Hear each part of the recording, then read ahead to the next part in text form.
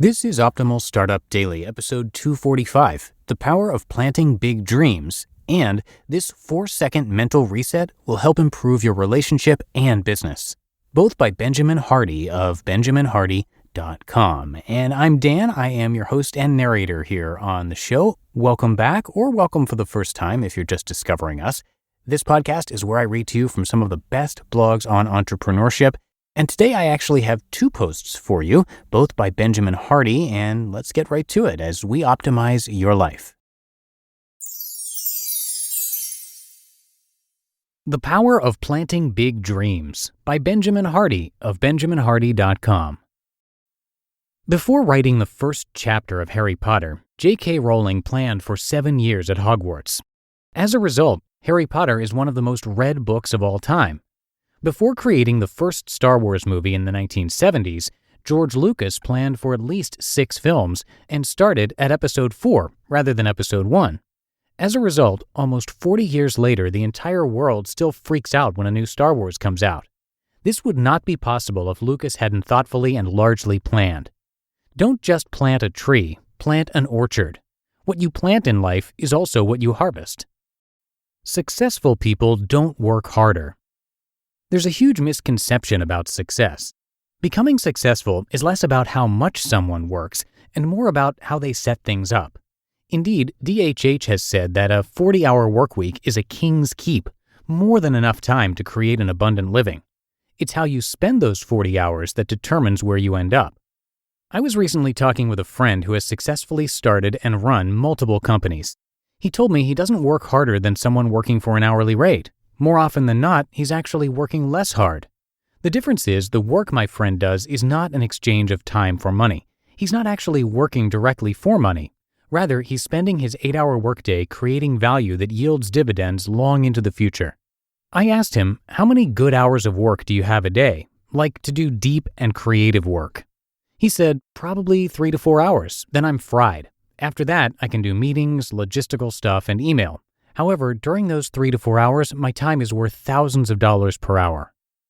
All things are mentally created first. Look around at your physical surroundings.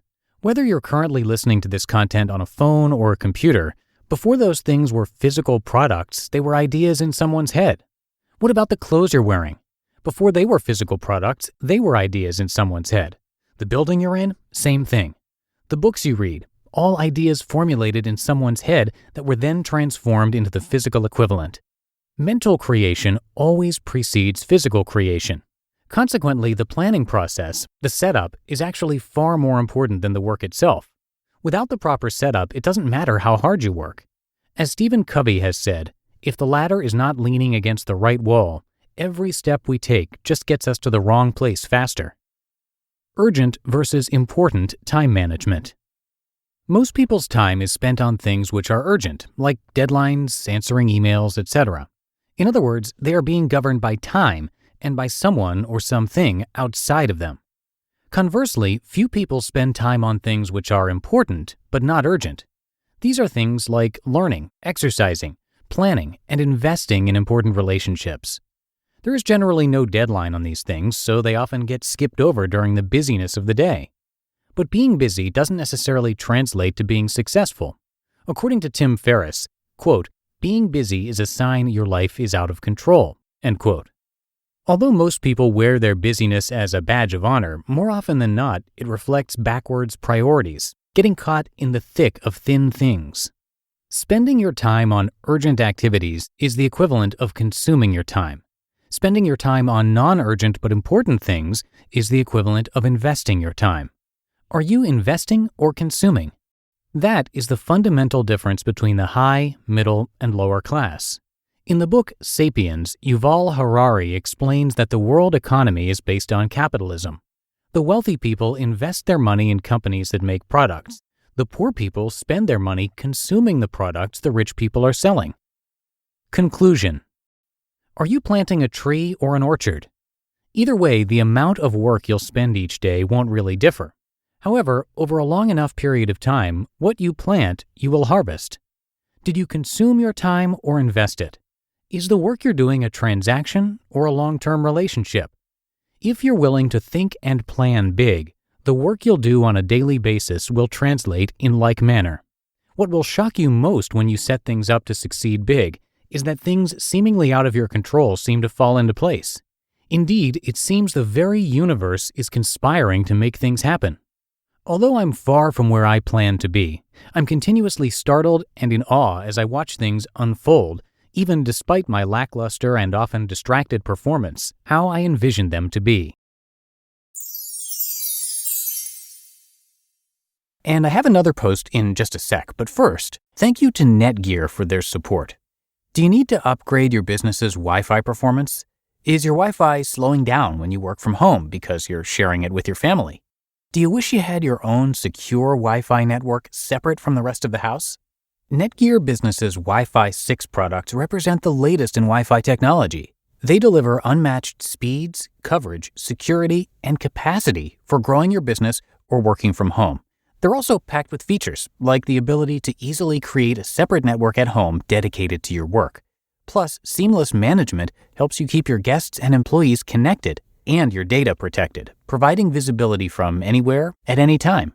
The world runs on Wi-Fi, and small businesses and home offices are no exception.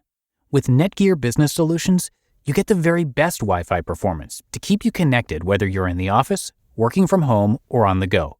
So visit netgear.com/business and use the code OPTIMAL10 at checkout to save 10%. That's netgear.com/business with code OPTIMAL10 at checkout to save 10%. This 4-second mental reset will improve your relationship and business. By Benjamin Hardy of benjaminhardy.com. Most people approach relationships backwards. It's not that our intentions are bad. Our attention is just in the wrong place, on ourselves rather than the other person. It turns out a little empathy is all you need to fix nearly any situation. Empathy creates space for deep and relevant relationships. Example, you're late for dinner with a friend because a work call went a little long. What's the first thing you do when you meet your waiting friend? You explain why you're late. In other words, you validate yourself. But what ends up coming of this? Your friend may be nice and brush it off, but there's still a sense of hurt. If this happens enough, you may not be friends for long. Here's a better approach. You're late for dinner with a friend because a work call went a little long. What's the first thing you do when you meet your waiting friend? In his book, 4 Seconds, Peter Bregman explains that it only takes 4 seconds to reframe your paradigm and emotions to behave optimally in a given situation. Here's the simple formula. Before you meet your friend, stop and take a few deep breaths. Let go of your work. It's behind you now. Think about your friend. She's been patiently waiting for you and you're late for the expected meeting time. That's all you need to do. Then, when you walk up to your friend, rather than validating your behavior, validate your friend's emotions. Rather than explaining your situation, empathetically explain, in few words, how sorry you are for being late and how frustrating it must be waiting. That's it. This basically sums up Dale Carnegie's book, How to Win Friends and Influence People. Conclusion. How would your relationships change if you stopped defending yourself and instead thought more about the other person? Most people are extremely forgiving when they feel validated, when they feel genuinely thought about and cared for. How would your business change if you were more thoughtful about those you work with and your customers? The 2 most underutilized words in the English language are, I'm sorry. That's often all that needs to be said. Stop trying to explain yourself. No one cares. Stop thinking about yourself so much. Become other-oriented. Your whole life will change. Instead of always thinking about what you can get out of a relationship, you'll think about what you can put into it.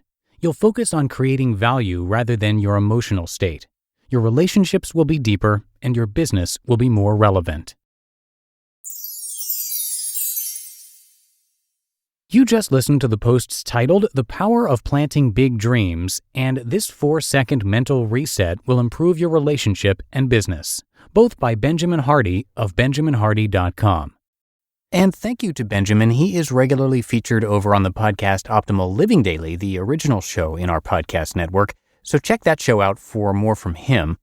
And I'm going to keep this ending nice and short for you today. I thank you as always for being here, and I'll see you right back here tomorrow, where your optimal life awaits.